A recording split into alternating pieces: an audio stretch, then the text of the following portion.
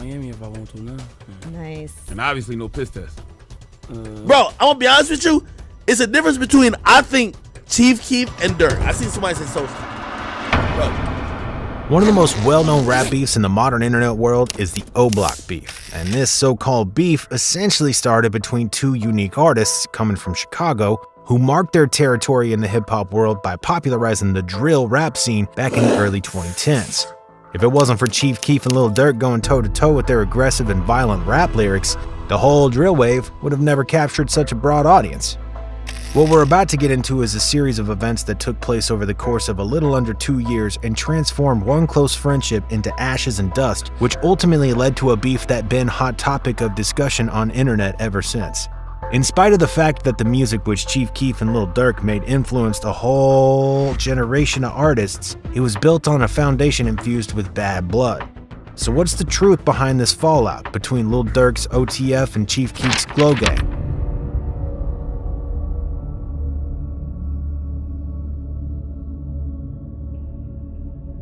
Chief Keef grew up in Parkway Garden Homes, or the so-called O-Block, a notorious Chicago block famed for being one of the most dangerous blocks in the whole US. This place accrued quite a status in no small part thanks to Chief Keef's music. Geographically speaking, the O-Block is the 6400 block of South Dr. Martin Luther King Jr. Drive. However, people who live on those streets still refer to it as O-Block, just like all Chicago rappers do. It was a gang member who gave O-Block its name. The O was for 20-year-old Odie Perry, a gang member gunned down on the 11th of August 2011. According to police sources, Perry's killer was a 17-year-old female gang assassin by the name of Gakira Barnes, who was later shot to death not far from the O-Block. Odie Perry was linked with Chief Keef, and they knew each other well. Durk Banks, aka Lil Durk, grew up on a different block of Chicago, but also spent a part of his childhood on the O-Block. He grew up in the Inglewood neighborhood of Chicago's South Side. The fact that Lil Durk and Chief Keef spent time on the same block paved the way for them to be affiliated with the same gang, the 300 Gang. The 300s were an alliance with the Black Disciples, also known as BDs. However, both Durk and Keef had gangs on their own. Cliques made of homies with who they were closest with and who they were making music with. Durk had his OTF gang, or Only the Family, while Keef had GBE, or Glory Boys Entertainment. Despite being on good terms from a very young age, hood politics got the best of them. It wasn't long before Chief Keef and Durk got on their bad sides, and it started after Durk got arrested and couldn't afford to pay his bond.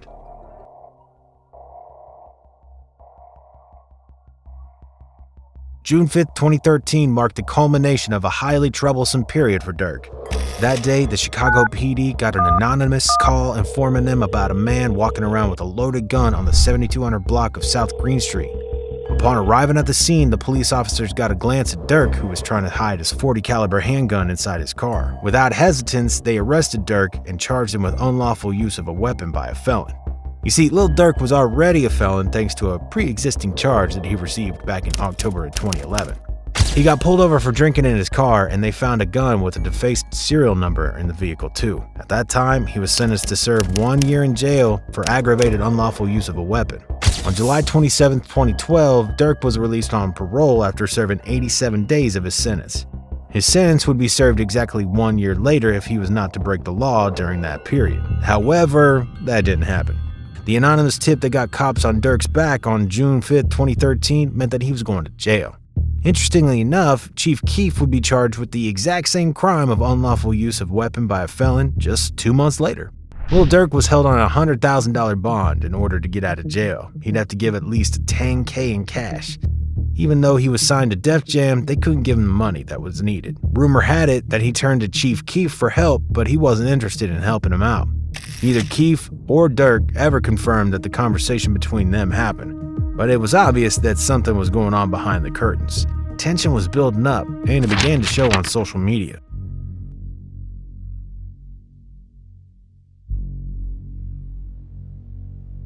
When all of the BD members gave their support to Durk on social media, Keef was nowhere to be found. While Lil Reese, Rondo 600, Fredo Santana were all tweeting free Durk, Chief Keef had only one tweet for everyone and was just a simple OTG, only the glow. It was a play from Keef's side, since Durk's label was OTF, only the family. Durk was held in jail for a whole month before he came up with the money for his release in July 2013. Prison wasn't easy on Durk. He was beat up several times by inmates because of his gang affiliation, but after he got out, he let everyone know he's back. He especially let Keef know, since he took lyrics from his track First Day Out and made a tweet out of it. "I'm back, bitch, yeah, I'm back, bitch. Did you miss me? Or you ain't care, bitch, I'm free." Durk was obviously firing shots at Keef because it didn't help him out with the bond. However, this was just the first in a long line of tweets that Durk had in store for Keef. Durk then continued on, claiming that Keef would have been long gone if it wasn't for 300, as well as that he's better at tweeting with his ops than making a deal with Keef. Lastly, he made it clear that Fredo Santana and Lil Reese were his real homies since they stuck with him when Keef didn't. A man like Chief Keef shouldn't be trusted. He was quick to turn his back on his homies, D-Rose and T-Slick, ever since they got a hold of his riches. That's at least Durk's side of the story. The very last tweet in line from Durk was the one that he made it clear where all this beefing with Chief Keef was going. Warning, I'm not Soulja Boy. This shit can get ugly. Durk used Soulja Boy's name here because Soulja Boy and Keef were tight in the beginning of Soulja's career. There was even a time where Keef was considering singing to his SODMG label, but that plan never came around. Just one day after Durk called Chief Keef out once again, we finally get a response from Keef's side. Chief Keef tweeted about how he bought a quad bike for exactly $10,000. Was it coincidence that Durk's bond cost exactly that much? No way. Chief Keef knew exactly how to get on Durk's nerves, and he did just that. Just bought a 2013 four-wheeler for $10,000. The Twitter arguments came to a halt soon after Chief Keef made fun of Durk's bond situation. Keef's arrest followed soon, and from August 2013 until the end of the year, Keef would have trouble with the police.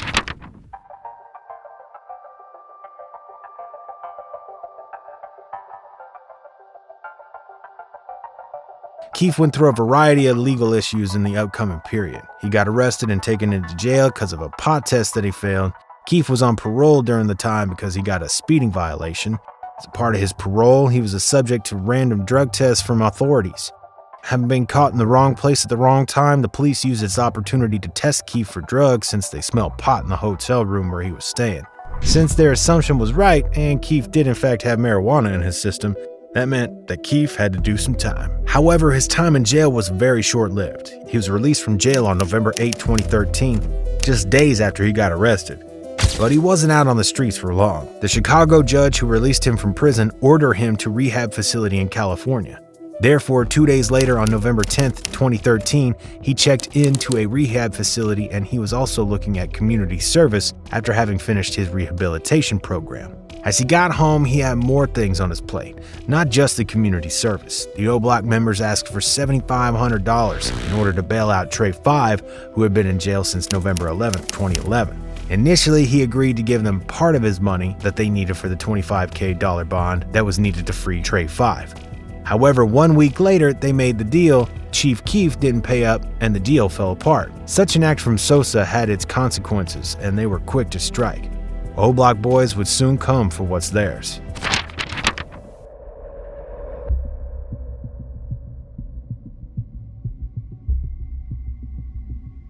On March 26, 2014, Chief Keef had to appear in front of court for a shooting that took place in Northfield, Illinois. It's believed that the incident went down at the home of Keef's former manager, Uncle Ro. One person was shot and ended up in the ICU, but Keef's lawyer claimed that it wasn't Keef who did, although he was present at the time. Here's what really happened that day. While Chief Keef was in court battling a totally different case that he had from before, some of the guys from O Block took this as an opportunity to get back at Chief Keef since he hadn't paid his homage to his old Block members.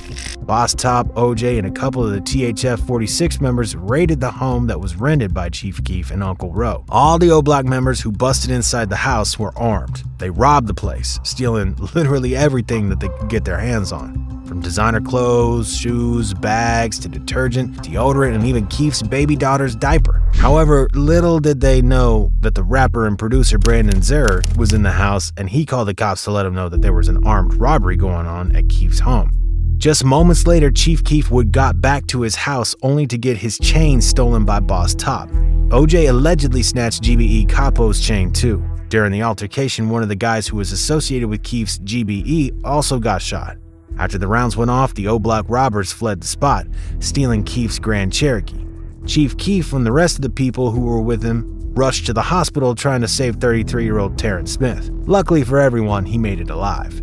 Even though everyone was questioned by the authorities in order to get some additional info as to what really took place at the house, nobody said a thing. Without real evidence and just half of the story, the Chicago PD came to a conclusion that the BDs were having some internal conflicts. One of the persons whose name was mentioned in the official paper published by the department responsible for gang violence was Tyree Davis, also known as Boss Top. Chief Keef was under the radar for about 3 months after robbing took place at the house he and his former manager rented. After taking some time for himself, Chief Keef made sure to let everyone know what was on his mind.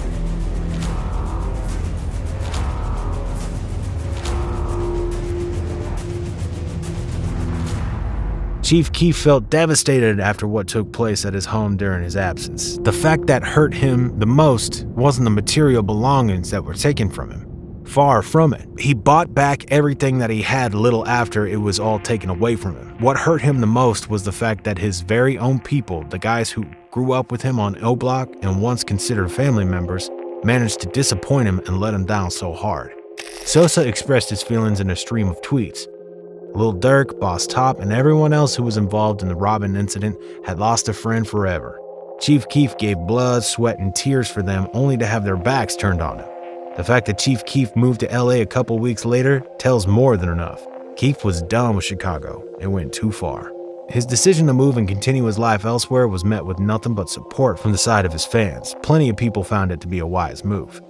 Keef sounds like the smartest one out of the group. Difference is Durk is still trying to play street as opposed to Keef, who did exactly what he planned to do, get money and leave that shit behind. That's the goal, to get out. Durk and Chief Keef have not been talking for years, ever since Sosa moved from Chicago, but they're both still making music and dropping new albums. Out of all the possible scenarios and outcomes that could have come as a result of this beef, this was perhaps the best of them all. We still got 2 talented musicians with us. If Keef had decided to stay in Chicago, who knows what repercussions might have been brought. Now, 2 years gone by, it seems like things are changing between Durk and Keef. We might be looking at a different dynamic between them. There's an interview where Lil Durk talked about his relationship with Chief Keef and where it stands as of now. More specifically, he spoke on the arguments they had before and whether or not it could have gone south. It seems that the beef between the 2 O Block natives was finally squashed. I'm saying all the arguments we had on Twitter and all that, it go when you mad. I'm saying ain't nobody really finna do nothing to each other. So how did y'all finally really squash it and kind of put it all to rest? FaceTime. I FaceTime him. FaceTime me. You know what I'm saying? We talked it out. I had a grudge. He had a grudge. You know what I'm saying? We killed it. Put it in the middle of the flow. You know what I'm saying? It's over with now. So we working. Chief Keef rarely does interviews, so he never confirmed that the conversation between the 2 actually happened. However, if what Lil Durk said in the interview is indeed true, he might get to see a reconciliation reflected in future music collaborations. Chicago hip-hop fans would be delighted to see all the hate and disrespect finally come to a full stop between Keef and Durk. But what y'all think? Should Keef and